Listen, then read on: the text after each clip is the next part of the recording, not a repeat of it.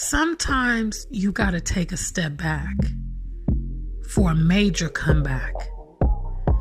At the Afrikansuperstar.com, we believe in African pride. We believe in resilience, and we believe in flexing.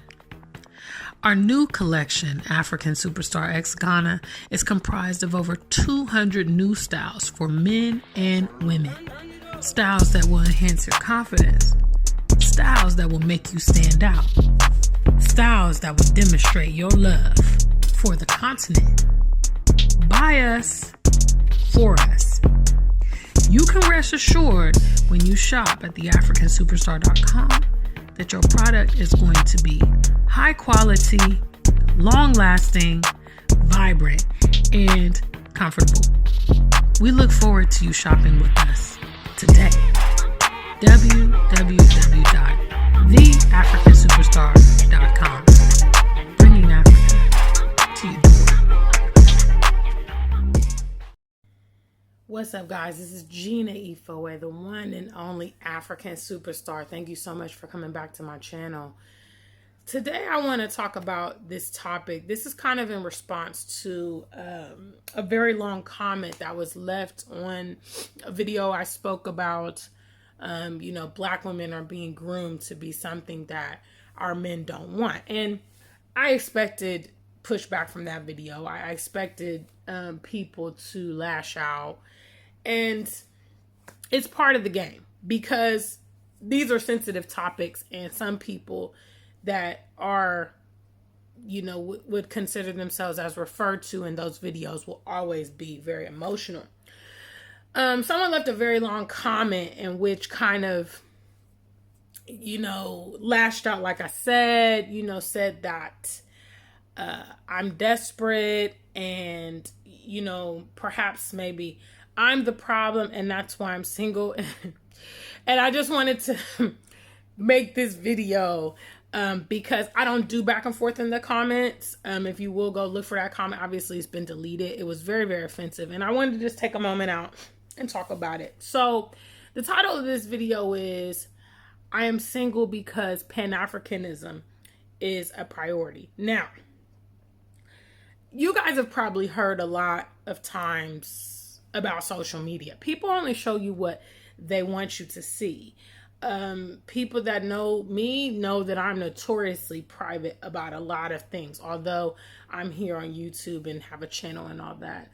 My love life happens to be one of those things that I am very private about. There are a few, I'd say more significant relationships that I've discussed with the channel. But I just want to say I'm always actively dating. Because, I know some of you ladies, y'all might not have had a man in years. That's not my case. I'm able to attract men. I'm able to engage in relationships. However, the biggest crux, I would say, is Pan-Africanism is a priority. I first want to debunk the first part of that statement in regards to me being desperate. I'm definitely not desperate. Like I said, probably in the last few years, I've been involved with several men. And had I been desperate, I would have taken any opportunity to maintain those relationships with those people. There is not anyone in my history that I couldn't probably get back if I wanted. As you can see from, different examples here on this channel, a couple of the guys that I've been with that you've been made aware of, such as Joseph Mayer and Fifi, even my ex-boyfriend Philip in the UK, all amicable. All still look out. I could all still ask them for anything. Recently, Philip, which was kind of like my last serious boyfriend in the UK in 2018 before I decided to move to Ghana, he recently donated £100 to my, campaign for my music. Joseph Mayer does my birthday pictures. Fifi comments on my videos. I'm not desperate. But Pan-Africanism is a priority. What does that mean? Well, to be honest with you, I think I've missed out on several gentlemen, several relationship opportunities because of my love for the continent and because of my desire to be here. You know, the last 5 years of my life, I've spent moving to, 2 different countries and being unapologetic and unwilling to compromise that part. That's a big part of it, to be honest with you. Even here on the continent, I've met some gentlemen since I've been here. Those of you guys know I was dating Fifi. Fifi and I had a great relationship, and then he moved to the UK. When he traveled to the UK, he thought I would also join him, but no. So actually, in other words, that relationship didn't have to come to an end. If I was willing to sacrifice living in Ghana, I could have just went back to the UK and been with Fifi. Huh? The thing is, when you have standards, I know, for instance, my previous marriage, when you are not walking in the same direction, which in my case, my direction is here on the continent, okay? It's very, very, very extremely difficult to connect with other, Pan-African males that are going that direction. When you also come here to the continent, you will encounter and meet a lot of people that are trying to go to the West or have aspirations of going to the West. If that is a priority to you, that's going to be an issue. Now, some other people that may have watched those videos, they are desperate. Because desperate means you'll take whatever comes your way. And when you're here in Ghana and you meet a guy and, you said that you were going to live here in Ghana, but he wants to move abroad and, you pull a couple strings to make it happen. Huh? Then you're moving back to the US, you're moving back to the UK. Huh? You thought I was altogether like you. I'm not like, no. When I talk the talk, I walk the walk. Am I a problem in my relationships? I don't want to have to put all my business out there, which I wouldn't put all my private business out there. But the men that I'm associated with, they're not doing any complaining. I would say if I was willing to compromise on this point, I would have been settled a long time ago, to be honest. Yeah.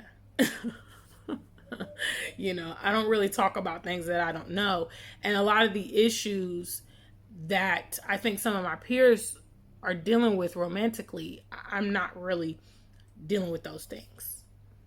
I know my role in the household. I know my place. I'm not contentious with men. I know how to be feminine and polite and respectful. I take care of my fitness. I'm independent, but I don't shout it from the rooftops and try to degrade men because of my position in life. I'm also open-minded to people here on the continent and to people that are part of the Ghanaian culture. So kind of the skill set I talk about, I have it. But I did just want to provide this because people would look at me and say, wow, Gina, what is the holdup? It's a conscious choice. I just refuse to actively begin long-term relationships knowing that there are massive differences. I'm not talking about you say tomato, I say tomato. Where we're going to live and bring up our children is a huge thing. I want to live here on the continent. I want to raise my children here on the continent. A lot of Black men, a lot of African men and things like that have other things on their mind.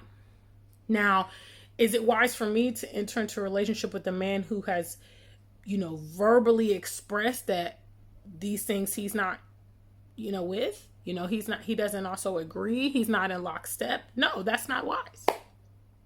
That's actually how some of y'all got in the situation that you're in, because he told you this and he told you that. He told you he didn't want kids. He didn't want to settle down. He didn't want to get married. He didn't want to move to Africa, and you took him anyway. And now you got drama on your hands.